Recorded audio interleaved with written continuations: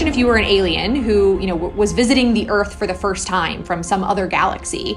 Imagine only visiting the United States and never visiting any other part of the Earth's surface.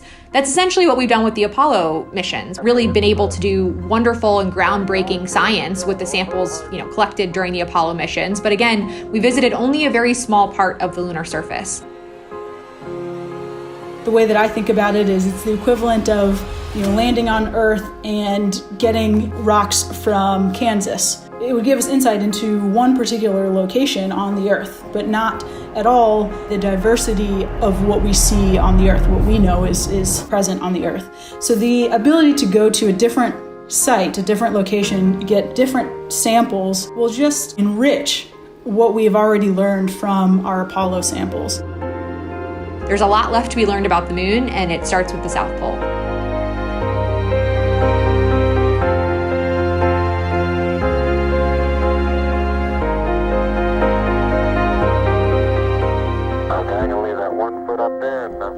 Artemis astronauts will fulfill a different mission in a unique environment. While the Apollo astronauts who visited the moon's surface between 1969 and 1972 landed near the equator, Artemis astronauts will venture to the moon's South Pole region, frigid, rugged, and with unique light and darkness conditions that make it an ideal location for exploration. The South Pole region is also home to the rim of the moon's largest, oldest, and deepest crater, called South Pole Aitken. It takes up almost a quarter of the moon, and is so deep, it exposes portions of the moon's interior. Yeah, the South Pole it's fascinating. There are some very unique types of rocks that are at the South Pole that will allow us to understand the entire history, not just of the moon, but potentially of the solar system. Very early on in lunar history, we think that there was this increased period or very intense period of huge material hitting the surface of the moon, creating these really large craters or like giant holes, which we actually call basins. So getting a sample of impact melt from this basin would kind of help us bracket that early period of time.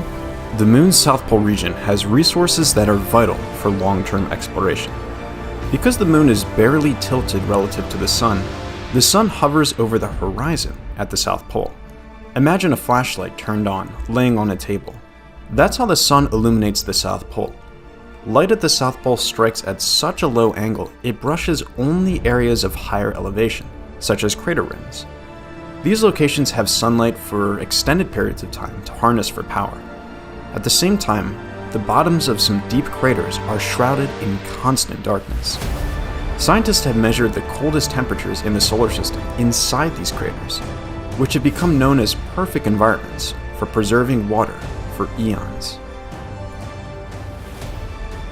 Over time, there's individual molecules of water and carbon dioxide and other gases that actually bounce around the surface of the moon.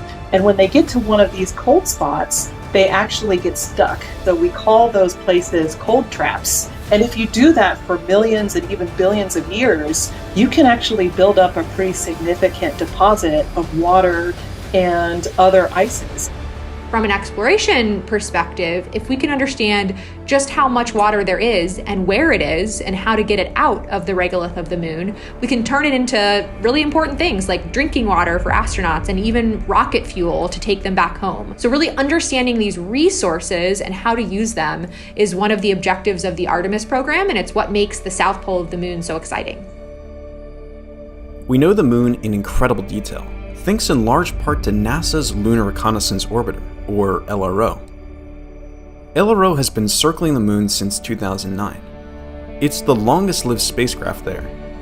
Through tens of thousands of orbits and data from 7 instruments, LRO has mapped the moon's temperature, geology, radiation environment, and is providing insight on how the moon is changing over time. LRO is led by Dr. Noah Petro, a planetary geologist at NASA's Goddard Space Flight Center. LRO is this incredible mission. It was launched in 2009 as the opportunity to go back to the moon, to create this three-dimensional, high-resolution, high-definition atlas of the moon. Where are there safe landing sites for human and robotic explorers? So what LRO is doing is really giving us the tools, the material, the data we need to make those missions successful.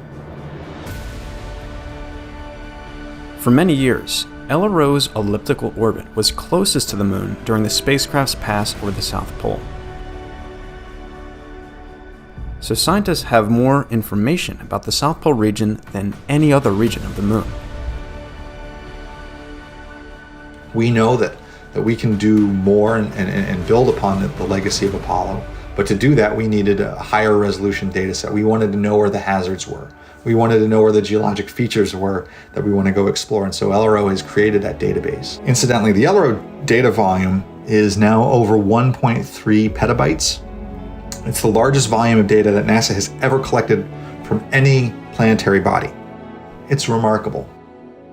And what we've done now in support of Artemis, in support of other NASA missions to the moon, is we've created special maps. We share them with the public and we share them with the various engineers and scientists who are going to help enact and make Artemis a reality. This is basically a Google Maps of the moon, taken from pictures from the Lunar Reconnaissance Orbiter camera, and you can just zoom in and see a 5-meter boulder on the surface of the moon. That's just crazy. I could spend all day, and I have spent all day, sometimes just browsing around different parts of the moon, just looking at air rocks. This wealth of information will make it easier to find ideal locations for a NASA base camp, and to quickly identify scientifically interesting areas to visit nearby. So it's my real belief that we have an opportunity with Artemis to do something different than Apollo. We build on Apollo, we learn from Apollo, but we want to expand what Apollo was able to do and build this presence on the moon that is more than just 3 days, more than just 6 individual missions, but a much larger program that eventually will result in the ability to go onto Mars.